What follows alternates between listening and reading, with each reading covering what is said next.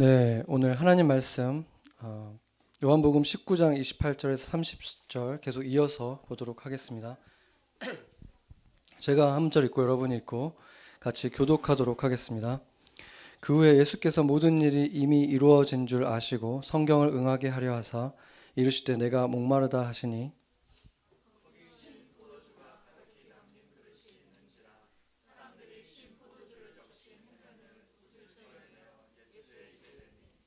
예수께서 신 포도주를 받으신 후에 이르시되 다 이루었다 하시고 머리를 숙이니 영혼이 떠나가시니라. 아멘.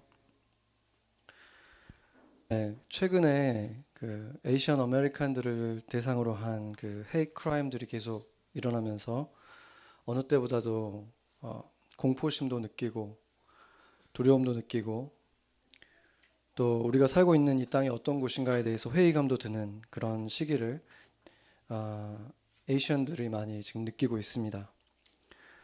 지난주에 있었던 그 조지아에 있었던 그 끔찍한 인종차별에 의한 그 학살은 다른 어떤 살인 사건보다도 우리에게 충격적이고 슬픔을 주는 이유가, 우리에게 더 큰 상처가 되는 이유가 그들이 단지 우리랑 닮은 아시아인들이었기 때문만은 아닙니다.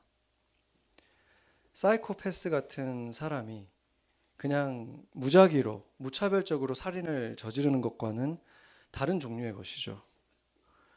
가해자는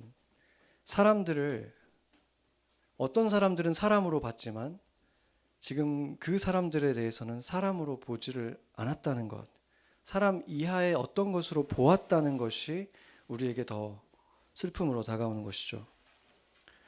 1994년에 르완다에서 대학살이 있었는데 여러분도 들어보셨겠지만 그때 후투족이 투치족들을 100일 동안 100만 명을 살해했습니다. 그것이 정말 충격적이었던 이유는 한 마을에 살고 있던 이웃 주민들이었는데 이웃 주민들을 다른 종족이란 이유만으로 갑자기 다들 돌변해서 그들을 죽이기 시작한 거예요. 어떻게 그렇게 잔인해질 수 있었을까? 당시 후투족의 지도자들은 투치족을 향해서 사람이 아니라 바퀴벌레들이라고 계속해서 외쳐댔습니다. 그래서 그들 눈에는 어느 순간부터 투치족은 사람으로 보이지가 않았던 것입니다. 그리고 나치가 집권했었던 때에 별로 다르지 않은 일이 있었죠. 독일인들은 오랫동안 자신들의 이웃이었던 유태인들이 다 잡혀 들어갔고 그들의 시체가 타는 냄새가 자기 동네까지도 나는데도 불구하고 매일의 일상을 그냥 살아갔습니다. 주일이 되면 교회에 모여서 예배를 드리고 찬양을 하기도 했습니다. 그들이 유태인을 자신들과 똑같은 인간이라고 봤다면 도저히 할 수 없는 일들을 했던 것입니다. 히틀러는 그리고 나치는 유대인들이 교활하고 간사한 그리고 겁쟁이인 쥐떼들이다 라고 계속해서 선전을 했고 어느 순간부터 유대인들을 보면 사람으로 보이지가 않았던 것입니다. 유대인들을 보면 어른이든 아이들이든 쥐떼들로 보이거나 벌레처럼 보였던 것입니다. 그렇게 특정 그룹의 사람들을 인간 이하의 어떤 것으로 규정해 버릴 때 학대나 살해는 더 이상 그 가해자의 마음속에 양심의 가책을 느끼지 않게 마취시켜 버리는 것입니다. 이렇게 자신과 다른 모습의 사람들을 보면 적대감이 생기거나 무시하게 되는 것이 과연 원래 인간이 가지고 있는 특징일까? 그런데 우리 어린 아이들을 보면 이 어린 아이들 오늘도 많이 와 있는데 이 아이들과 다른 피부색이나 머리 색깔이 다른 아이들을 만나서 같이 놀게 해주면 그 사람들이 다르다라고 생각하지 않아요. 쟤는 그냥 머리가 더 곱슬곱슬하네, 더 노란색이네, 이렇게 그냥 생각하는 다른 모습의 친구라고 생각해요. 그래서 자기보다 낮은 어떤 존재라고 보는 법이 없다는 거예요, 아이들은. 그렇기 때문에 이것은 어떤 식으로든 학습에 의해서 일어나는 일이라는 것입니다. 그리고 우리도 이것에서 자유롭지가 않습니다. 미국에서 최근에 일어난 한인에 대한 이런 공격들에 대한 것이 한국에서도 지금 뉴스가 되고 있는데, 그 한국의 뉴스를 봤더니 그 밑에 달린 글들을 보고 제가 정말 그냥 씁쓸한 정도가 아니라 마음이 아팠어요. 순화해서 제가 표현을 하자면 중국 놈들 때문에 우리가 피해를 본다. 대부분의 글들이 그런 식이었어요. 그 순간에도 가해자가 아니라 중국인들을 욕하고 있는 거예요. 이것은 대상만 달라졌을 뿐 백인 우월주의자들과 무엇은 차이가 있는 것입니까? 제가 생각을 해보니까 제가 한국에 있었을 때도 중국인 친구들이 없었을 때, 가까이서 만나본 적이 없었을 때 중국인들을 한국에서는 그냥 중국인이라고 불렀던 적이 없었던 것 같아요. 다 다른 이름으로 부르는 거죠. 그렇게 일상화되다 보면 그들은 어느새 그냥 우리랑 똑같은 인간이 아닌 거예요. 멕시코 사람들을 볼 때 아미고라고 부르는 거, 흑인들을 볼 때 니그로라고 부르는 거, 이런 것들이 다 마찬가지인 것입니다. 인간이 아닌, 나와 똑같은 인간이 아닌 다른 어떤 존재로 불러버릴 때 더 이상 그들에게는 양심의 가책을 느낄 필요가 없어지기 때문입니다. 그런 식으로 사람을 사람이 아니라 벌레 보듯이 보는 것. 그래서 이런 일들은 다른 어떤 범죄보다도 악한 것이고, 그 대상이 되는 사람들에게는 그들이 느끼는 고통은 존재 자체가 부정당하는 깊은 상처를 남기게 되는 것입니다. 예수님이 형제들에게 얼간이라는 그 뜻의 라가라고 하는 것, 라가라고 부르는 것, 그리고 미련한 놈이라고 하는 자들에게 지옥불에 들어갈 것이다. 예수님이 굉장히 무서운 말씀하셨잖아요. 너희가 라가라고 하는 자들마다 공회에 불려갈 것이고 미련한 자라고 하는 자들은 지옥불에 던져질 것이다. 이렇게 굉장히 무서운 말을 한 이유도 바로 거기에 있는 것입니다. 사람을 사람이 아니라 라가 이렇게 불러버릴 때 그들에 대해서 인간 이하로 바라보게 되는 것에 대해서 무서운 경고를 하신 것입니다. 그런데 정작 예수님께서 이 십자가에서 바로 그런 멸시를 받고 있었습니다. 십자가에서 예수님께서 엘리 엘리 라마 사박다니 라고 시작하는 이 시편을 읊으셨는데, 거기에 6절에 보면 이렇게 말했어요. 나는 벌레요 사람이 아니라. 사람의 비방거리요. 예수님께서 그 십자가에 계실 때 바로 그러한 대우를 받으셨죠. 그 엘리 엘리 라마 사박단이라고 시작하는 그 시편 22편에서 예수님은 나는 벌레다, 사람이 아니다, 이렇게 말씀을 하셨어요. 사람들의 비방거리가 되고 백성의 조롱거리가 되고 있다, 이렇게 예수님께서 울부짖었습니다. 아주 슬픈 그 노래를 부르셨던 것이죠. 마태복음에 의하면 이 장면에서 예수님은 아람어로 엘리 엘리 라마 사박단이라고 하셨는데, 이것을 번역하면 나의 하나님 어찌하여 나를 버리십니까? 이런 원망의 부르짖음이었습니다.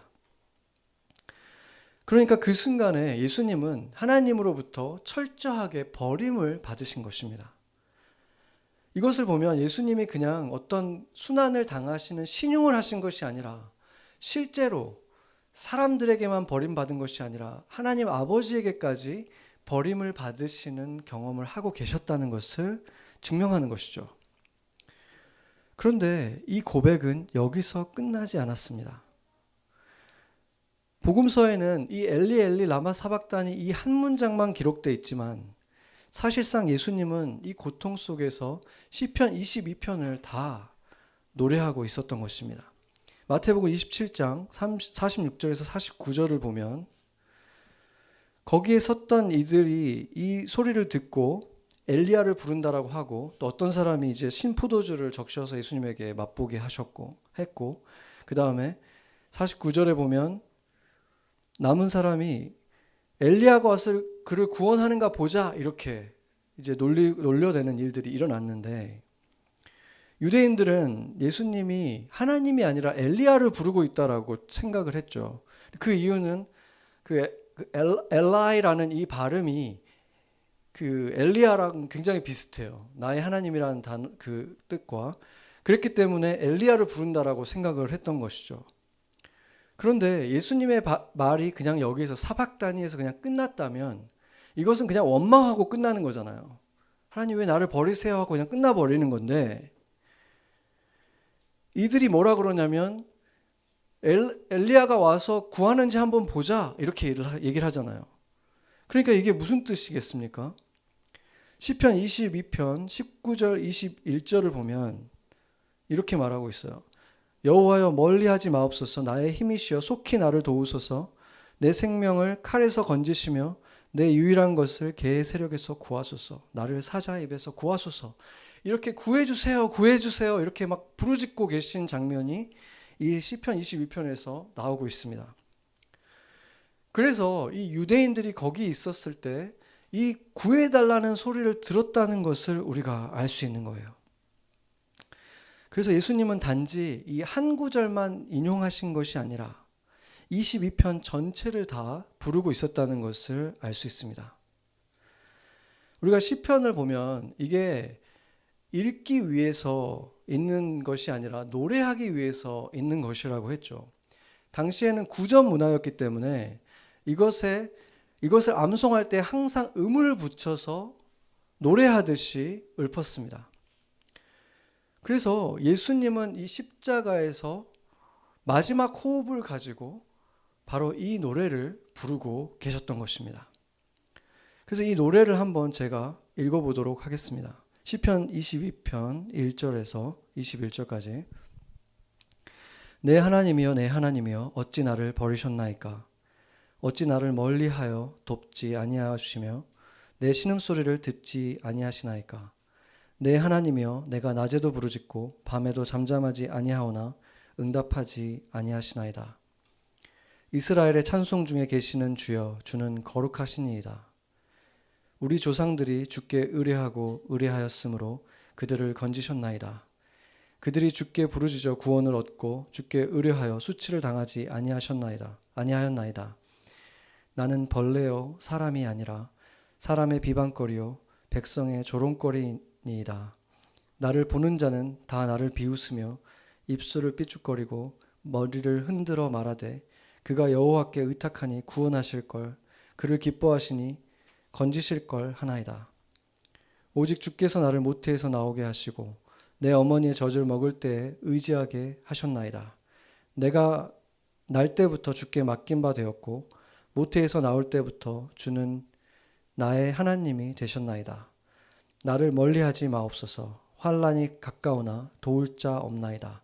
많은 황소가 나를 애워싸며 바산의 힘센 소들이 나를 둘러쌌으며 내게 그 입을 벌림이 찢으며 부르짖는 사자 같으니이다.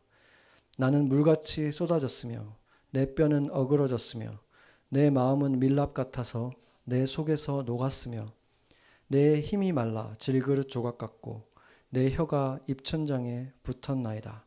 주께서 또 나를 죽음의 진토 속에 두셨나이다. 개들이 나를 에워쌌으며 악한 무리가 나를 둘러 내 수족을 찔렀나이다. 내가 내 모든 뼈를 셀 수 있나이다.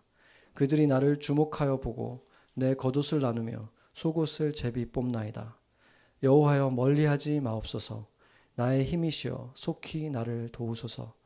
내 생명의 칼에서 건지시며 내 유일한 것을 개의 세력에서 구하소서. 나를 사자의 입에서 구하소서. 주께서 내게 응답하시고 들소의 뿔에서 구원하셨나이다. 아멘. 놀라울 정도로 구체적으로 지금 예수님이 십자가에서 겪고 있는 것들을 하나하나 다 담고 있다는 사실을 우리가 볼 수 있죠. 그래서 사실 이것은 영원한 존재이신 하나님의 아들이 다윗이 기록했던 시편을 암송하고 그것을 외운 것이 아니라 도리어 다윗이 성령의 감동을 받아서 하나님의 아들이 실제로 겪게 될 일을, 하나님의 아들이 그 고통 속에서 부르짖을 이 노래를 영감을 받아서 기록한 것이 시편이었다라고 봐야 되는 것입니다. 이것 속에서 우리가 기억해야 되는 것은 하나님의 아들이 이렇게 자신이 겪고 있는 고통을 숨기지 않고 하나님 앞에 다 아뢰었다는 것은 우리 또한 우리 안의 슬픔을 감출 필요가 없다는 것입니다. 이것은 부끄러워할 것이 아니라, 꾹꾹 참을 것이 아니라 하나님 앞에, 하나님이 나에게 가족으로 주신 공동체 안에서 쏟아낼 때 치유가 시작될 수 있는 것입니다. 우리 안에 그 슬픔을 담아두지 말고 하나님 안에서 노래해야 된다는 것입니다. 대중가요들을 조사해 본 결과를 보면 절대 다수의 노래들이 어떤 노래였을까요? 대부분 다가 사랑 노래예요. 그렇죠? 그런데 그 사랑 노래 중에서도 대부분이 다 이별의 슬픔을 담은 아주 슬픈 노래들이었다고 합니다. 왜 이렇게 슬픈 노래들을 사람들은 좋아할까? 슬픈 노래들이 인기가 있는 이유는 여러 가지가 있겠지만 한 가지 확실한 것은 뭐냐면 이 음악의 역할이라는 것이 가장 현대인들에게 가장 중요한 음악의 역할은 결국에는 그 슬픔을 공감해 주는 것이라는 것을 보여주는 거죠. 그런데 조금 그 생각을 했을 때 의아한 것이 뭐냐면 인생의 슬픔이 너무 다양하게 많잖아요. 꼭 이별의 슬픔뿐만이 아니잖아요. 어떻게 보면 그것은 정말 작은 부분에 불과하고 오히려 이미 결혼한 사람들이 부부 사이의 그 고통이 더 큰 경우도 많고 육아를 하면서 부모로서의 그 슬픔과 고통도 더 클 수 있잖아요. 이별보다 더 아플 수도 있는 것이고 뭐 재정의 문제라든지 직장을 구하지 못하는 그 슬픔 뭐 이런 문제들 정말 많잖아요. 다양한 게 많은데 그런 노래는 하나도 없고 다 이별에 대한 슬픈 노래들만 있다는 것은 의아하지 않습니까? 그런데 한 평론가가 이렇게 얘기를 하더라고요.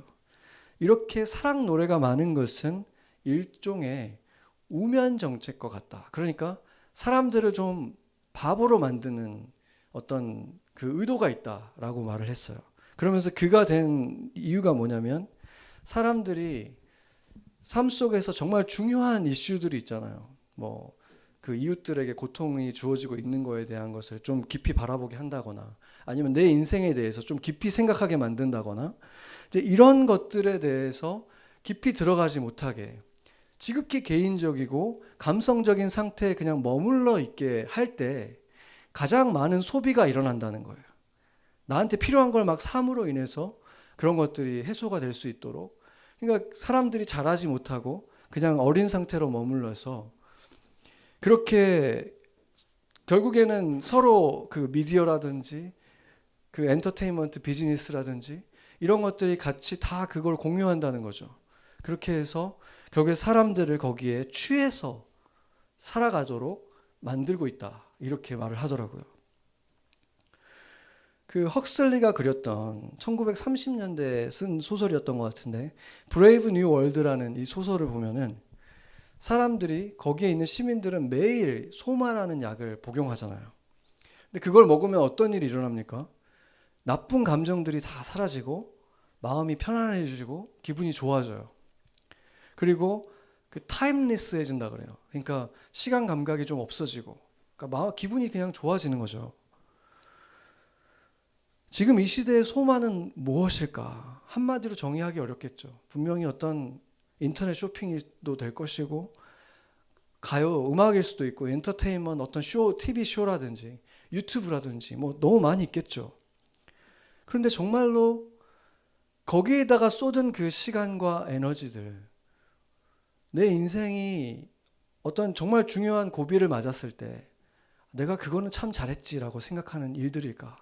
거기에 쏟은 에너지와 시간들이 스크린을 보면서 울고 웃고 그때는 기분이 좋아지잖아요. 기분이 나아지고 스트레스가 풀리니까 그러면 스트레스 풀리니까 힘든 세상 살아가는데 필요하지 않나 그렇게 얘기할 수 있는데 문제는 바로 그런 것들 때문에 진짜 우리가 진지하게 생각해 봐야 될, 내가 좀 손을 뻗고 도와야 될 문제들에 대해서 쉽게 잊어버린다는 거예요. 그냥 뭐 귀찮아지고 그냥 주저하게 되고 멈춰버리게 만드는 일들이 계속 일어난다는 거죠.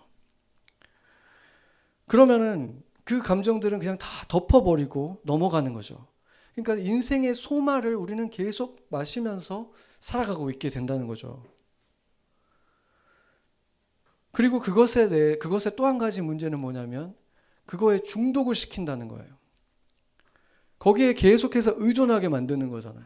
그것에 의존되고 거기에 의지하니까 점점 더 그것을 요구하고 더 드라마틱한 거 원하고 새 거를 원하고 계속 그것을 하다 보면 정말 인생의 중요한 거는 그냥 아득한 곳에 묻혀 있게 되는 거죠. 결국에는 그래서 언젠가는 땅을 치고 후회할 일들을 계속해서 그 위에 일주일을, 한 달을, 1년을, 수년을 그렇게 그냥 쌓아버린다는 것입니다.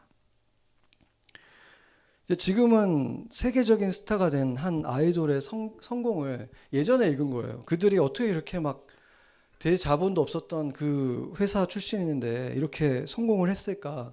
초창기에 분석했던 내용을 제가 본 적이 있는데 뭐 그게 전부는 아니겠지만 그들이 좀 특별하게 했던 게 뭔지 파악한 게 뭐냐면 거창한 이벤트들을 많이 하지는 못했죠. 그런데 그냥 짤막한 영상을 일정 기간에 한 번씩 팬카페에다가 계속 올려줬대요. 뭐 유튜브나 뭐 이런 걸 통해서 올려줬는데 제가 그것을 들었을 때 약간 소름이 끼쳤던 게 이것은 마치 어떤 약기운이 떨어질 때쯤 되면은 금단 현상이 올 때쯤 되면은 하나 더 주고 떨어질 때쯤 되면 또 주고 이게 뭡니까?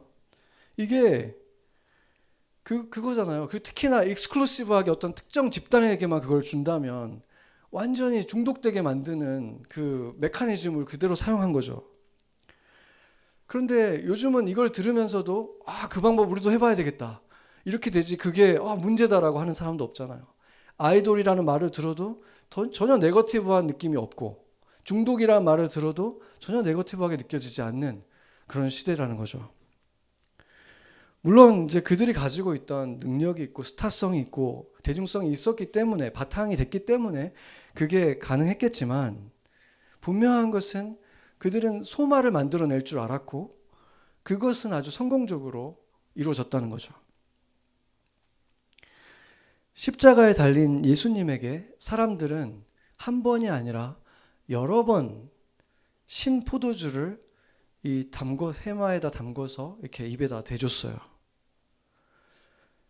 그 당시 로마 군인들이 자주 마셨던 음료가 이 신 포도주인데 이게 목을 축여줄 뿐만이 아니라 마취 성분이 있었다고 해요. 그래서 이것을 마시면 고통을 급감시켜주는 거예요. 그러니까 군인들에게 너무 좋은 음료죠. 그래서 이 십자가에서 고통하고 있는 이 사람들에게도 이렇게 제공해 준 것인데 이들이 지금 이들이 너무 불쌍하다. 이래서 그 가련한 마음이 들어서 그렇게 한 것이겠습니까? 아니죠.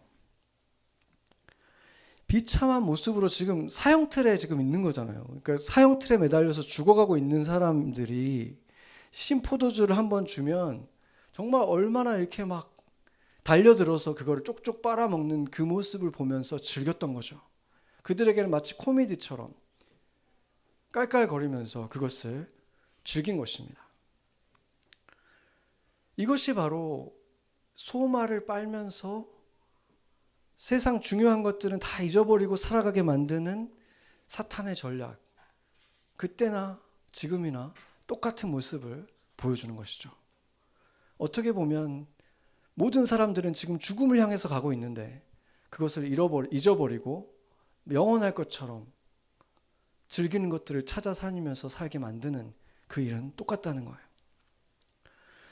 그러나 예수님은 그것을 맛을 보신 다음에 드시지 않았죠. 놀림거리가 되지 않기 위해서 그런 것이 아니라 하나님이 주신 고난의 잔을 온전하게 다 받기 위해서 드시지 않은 거예요. 잠시라도 고통을 느끼지 않는 것을 원치 않으셨던 거죠. 그 고난을 다 받아내신 것입니다. 소마는 그리스어로 육체라는 뜻입니다. 그래서 그것이 슬픈 노래든 아이돌이든 무엇이든지 간에 소만은 그 육체적인 즐거움을 잠깐 주는 것이고 만족을 주는 것일 뿐이지, 인류에게 정말 필요한 것은 소마가 아니라 푸뉴마, 성령, 영혼의 구원인 것입니다. 그런데 인류는 가면 갈수록 더 기가 막힌 소마들을 만들어내고 더 많은 시간을 그것에 쏟으면서 살아가는 현상이 계속해서 일어나고 있는 거죠. 예수님은 이 십자가에 달린 채 그 고통 속에서 시편 22편을 노래했다고 했죠. 예수님이 걸으신 그 십자가의 길을 노래하신 거예요. 그 슬픔을 우리가 아까 본 것처럼 남김없이 감추지 않고 다 노래하셨죠. 여러분들도 아마 아무도 모르게 서럽게 울어본 적이 있지 않습니까? 버림받았다는 느낌 들어본 적, 그런 고통 느껴본 적 있을 거예요. 어떤 순간에는 나는 인간이 아니고 벌레 같다. 누군가에게 나는 벌레 취급을 받는 것 같다. 이런 고통을 느껴본 적도 있을 겁니다. 그런데 예수님은 그 고통과 눈물에 대해서 그냥 어깨 너머로 보고 아시는 게 아니었습니다. 예수님은 단지 하나님이 전지전능하신 분이니까, 모든 걸 다 아니까 당연히 그 고통도 아시는 거지 하는 이렇게 고통을 아셨던 것도 아니었습니다.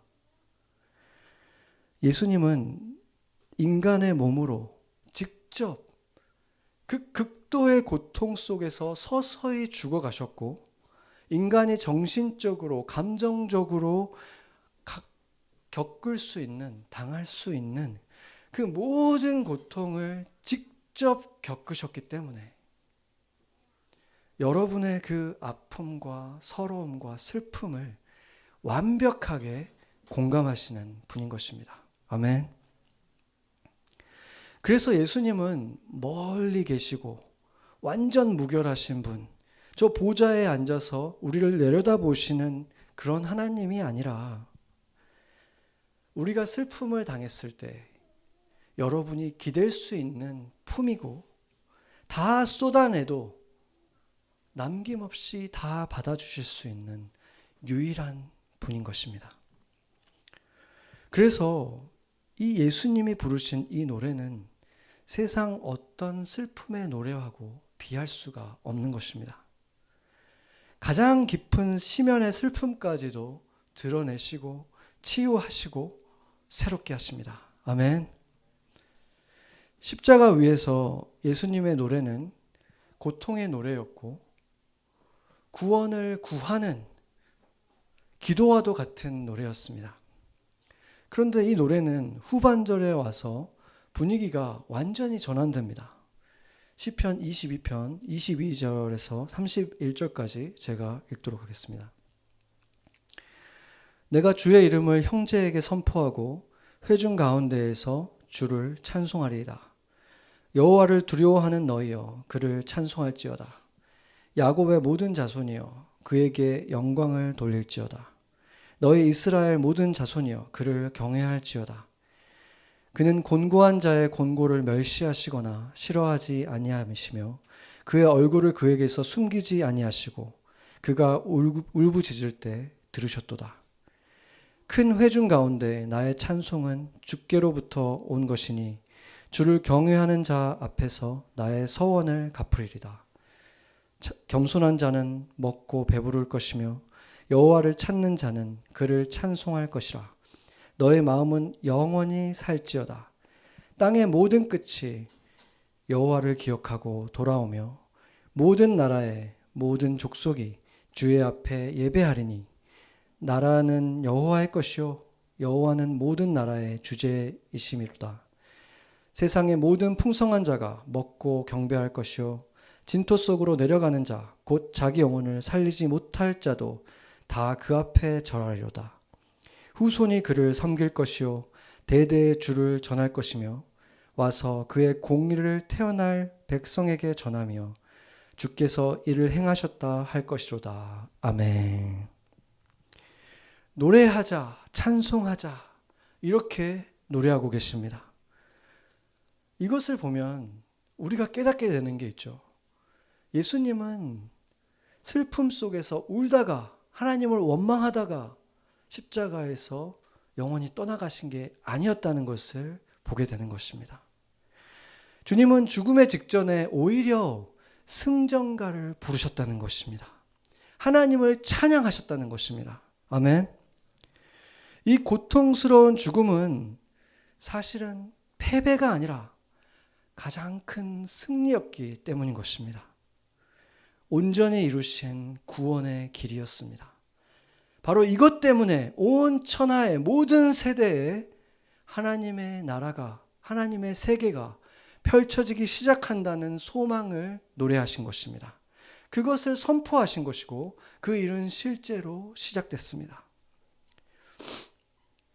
그것이 슬픈 노래든 무엇이든 육체라는 이름을 가진 소만은 신포도주와 같이 마취제에 불과한 것입니다. 마취제는 깨고 나면 문제가 아무것도 해결된 게 없기 때문에 더 아플 뿐이지만, 그러나 예수님의 노래는 영혼을 치유하고 십자가를 노래하는 자들은 슬픔을 노래하지만 슬픔으로 마치지 않고 영혼이 치유되고 소생되고 살아나고 소망을 전하는 자들이 되는 것입니다. 아멘. 예수님 때만 해도 여러분이 알다시피 성경에는 장과 절이라는 것이 없었습니다. 그냥 글자만 쭉 써 있었어요. 기록됐을 때. 구전되다가 기록될 때는 그렇게 기록됐는데, 그래서 우리가 지금 오늘 본 시편이 22편이었잖아요. 그러면 22편과 이어지는 시편이 뭡니까? 시편 23편. 뭐죠? 여호와는 나의 목자시니 내게 부족함이 없으리로다. 그가 나를 푸른 초장에 누이시며 쉴 만한 물가로 인도하시는도다.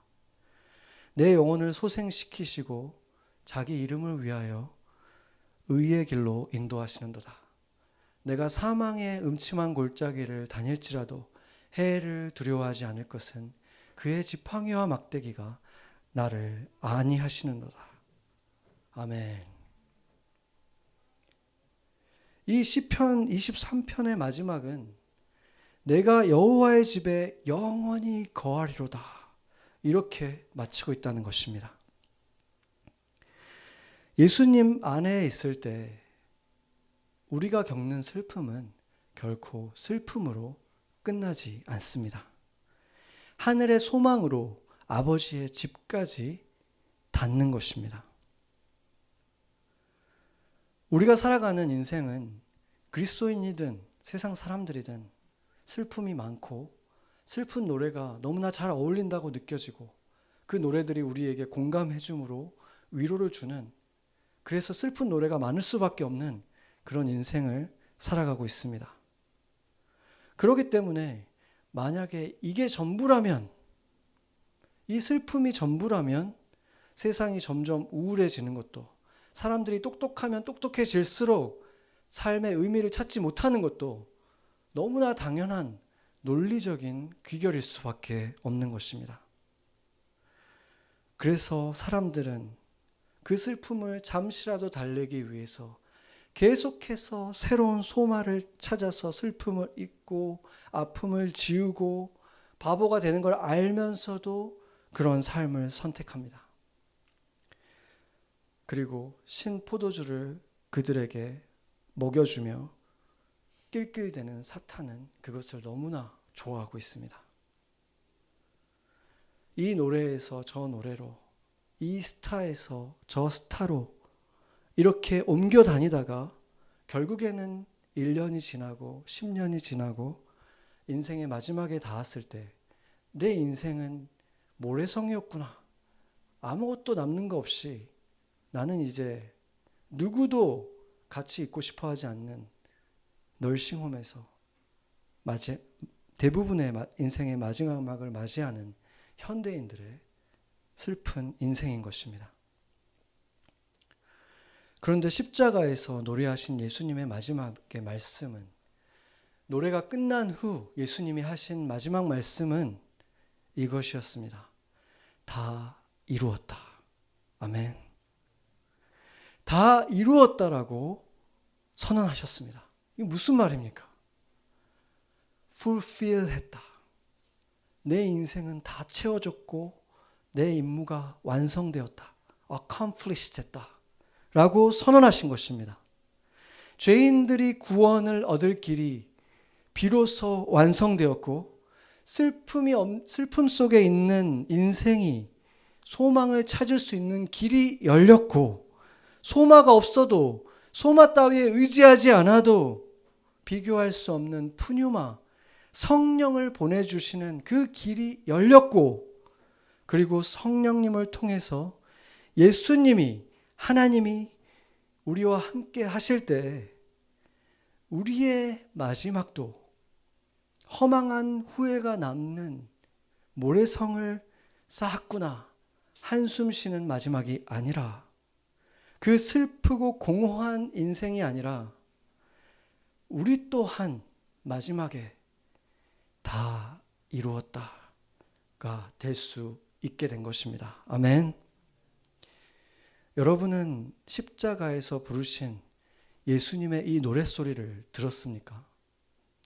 그리고 이 노랫소리는 여러분의 노래가 되었습니까? 같이 기도하시겠습니다.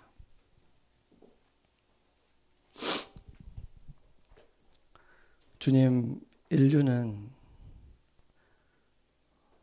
역사 속에서 창조주를 그들 역사 속에서 제하고자 진화론을 주장하기 시작했습니다. 그 열매는 인류 역사상 가장 끔찍한 참극들을 계속해서 만들어내고 있습니다.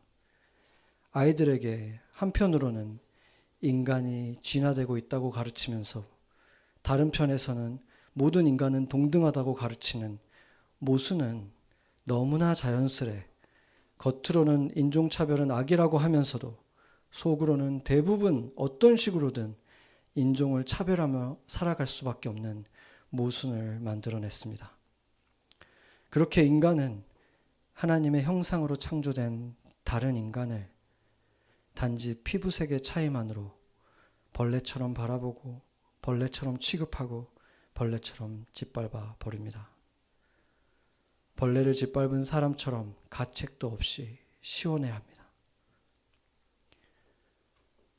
혹시 우리도 누군가에게 학습되어 누군가를 나보다 낮은 존재로 보고 있는 눈이 있다면 그것을 혐오합니다. 그 눈과 마음을 새롭게 해 주시옵소서. 내가 어느 지역에 어떤 가정에서 어떤 피부색을 가지고 태어난 것에 아무런 공로가 없으면서도 그것으로 다른 이들을 차별했던 죄악을 용서해 주시옵소서.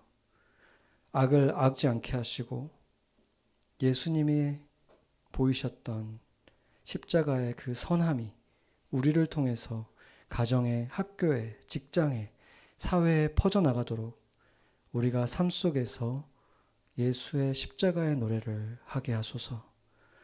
때로는 슬픔을 위로하는 노래, 때로는 천상의 기쁨이 담긴 노래, 십자가의 노래, 소망의 노래를 하게 해 주시옵소서. 내 가족들이, 내 이웃들이 그 노래로 위로를 받고 소망의 이유를 발견하게 해 주시옵소서. 고통 속에서 숨죽이고 울고 있는 자들을 위로해 주시고 그들을 진정 치유하시고 새롭게 할 수 있는 유일한 길, 십자가를 찾게 해 주시옵소서. 먼저 그 십자가 발견한 우리가 십자가를 자랑하며 살게 해 주시옵소서. 십자가에서 슬픔의 노래, 승리의 노래, 소망의 길을 노래하신 우리의 왕 예수님의 이름으로 기도합니다. 아멘.